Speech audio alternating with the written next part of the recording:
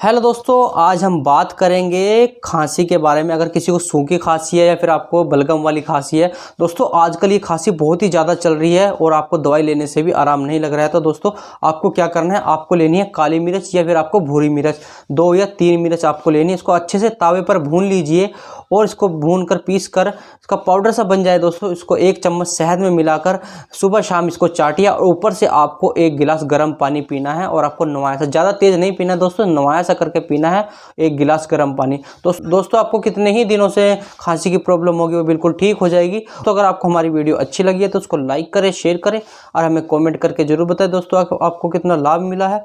अगर आपने अब तक हमारे चैनल को सब्सक्राइब नहीं किया तो दोस्तों हमारे चैनल को सब्सक्राइब करें। धन्यवाद।